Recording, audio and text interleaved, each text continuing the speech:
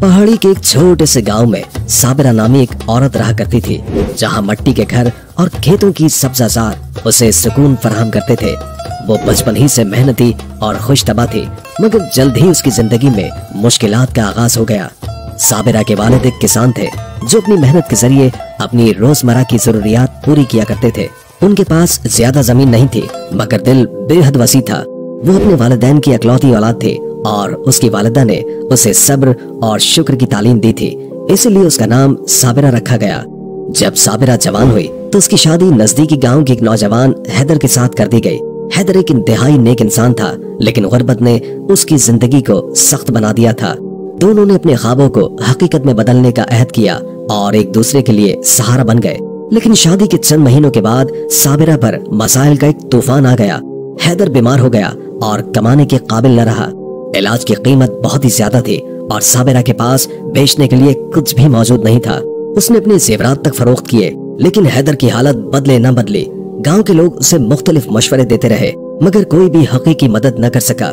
जब हैदर का इंतकाल हो गया, साबिरा की दुनिया बिल्कुल उजड़ गई। वो अकेली रह गई, बेसहारा। गांव के लोगों ने उसकी मदद की। लोगों ने बातें बनानी शुरू कर दी। कुछ का कहना था कि ये बदकिस्मत है, तो कुछ ने इल्जाम लगाया कि शायद साबिरा ने अपने शौहर का ख्याल ठीक से नहीं रखा।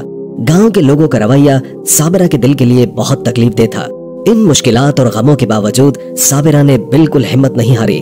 उसने अपनी सिलाई और कढ़ाई के हुनर को कारोबार में बदल दिया। वो दिन रात मेहनत करती, कभी कभी भूखी भी रहती, मगर अपने बेटे को तालीम दिलवाने का आज़म नहीं छोड़ा।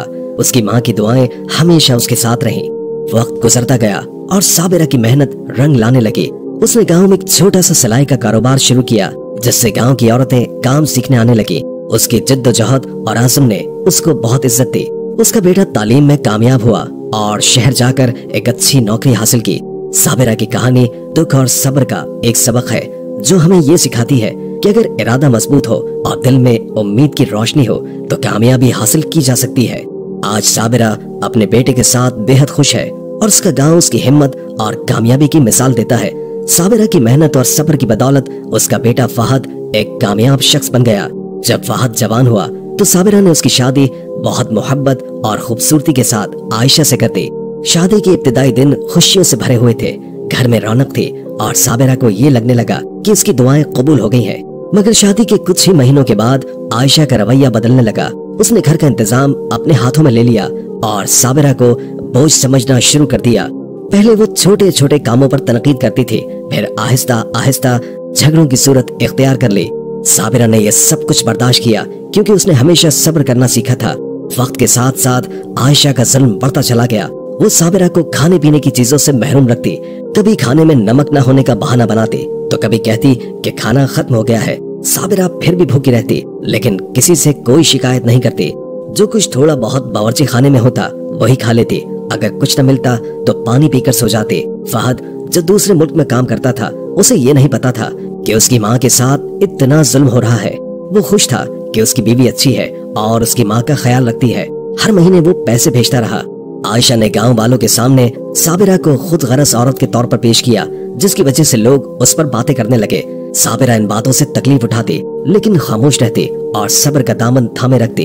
एक दिन जब जुल्म अपनी इंतहा को पहुंचा और साबिरा की तबीयत बहुत खराब हुई, आयशा ने उसे कमरे में बंद कर दिया। फिर एक दिन फातिमा ने ये सब कुछ देख लिया और गांव के बुजुर्गों को इस बारे में बताया। गांव के लोग साबिरा के हक में उठ खड़े हुए। फहद को जब उसकी माँ की बीमारी का पता चला तो वो गांव आया और आयशा से हकीकत पूछी। जब आयशा ने टाल मटोल की तो गांव की बुजुर्ग औरतों ने सारी हकीकत उगल दी। फहद का दिल गम और गुस्से से भर गया। उसने फौरन आयशा को घर से निकाल दिया और अपनी माँ से माफी मांगते हुए कहा कि उसने बहुत बड़ी गलती की है। फहद ने अपनी माँ से कहा कि उसने हमेशा उसे खुश रखने की कोशिश की थी, लेकिन कभी ये नहीं जाना। फहद ने अपनी माँ से कहा कि उसने हमेशा उसे खुश रखने की कोशिश की थी, लेकिन कभी ये नहीं जाना था कि वो किस हाल में है। आज वो समझ रहा था कि उसकी माँ की असल खुशी किस में थी। फहद अपनी माँ की हालत देखकर बेहद परेशान हो गया था। उसने फैसला किया कि वो अपनी माँ का इलाज एक नए डॉक्टर से करवाएगा और उनकी मुकम्मल देखभाल करेगा। फहद माँ के साथ वक्त गुजारने और उनकी सेहत का ख्याल रखने में पूरा ध्यान लगा रहा था। उसकी मोहब्बत और देखभाल से साबिरा की सेहत बेहतर हो गई और घर में फिर से सुकून वापस आ गया। आयशा ने अपनी गलतियों का एहसास किया और फहद और उसकी माँ से माफी मांगी और फिर से अपनी जिंदगी को बेहतर बनाने की कोशिश की। गलतियों का एहसास करने के बाद साबिरा के साथ आयशा नरमी से पेश आने लगी। गांव के लोग जो पहले साबिरा पर तनकीद करते थे, अब उसकी कुर्बानियों और हिम्मत को सराहने लगे। फहद ने अपनी माँ की याद में एक स्कूल कायम किया जहाँ लड़कियों को तालीम दी जाती थी। वो हमेशा अपनी माँ का जिक्र करते हुए बताता कि उसकी कामयाबियों का राज उसकी माँ की दुआओं और सब्र में था।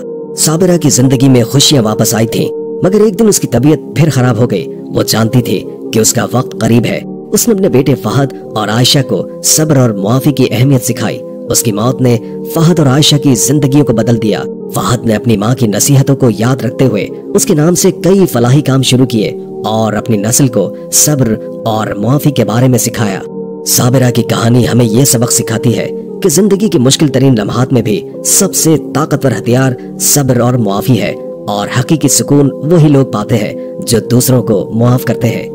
ये कहानी एक ऐसी औरत की है जिसने अपनी जिंदगी में बेशुमार मुश्किलात का सामना किया, मगर उसके दिल में हमेशा सब्र और मुआफी की जगह थी। फहद उसका बेटा अपनी माँ के साथ जितना प्यार करता था, उतना ही उसने उसकी देखभाल भी की। फहद ने अपने गांव में एक छोटा सा स्कूल बनवाया और अपनी माँ की दुआओं का शुक्रिया अदा किया कि उनकी बदौलत उसकी जिंदगी बदल गई।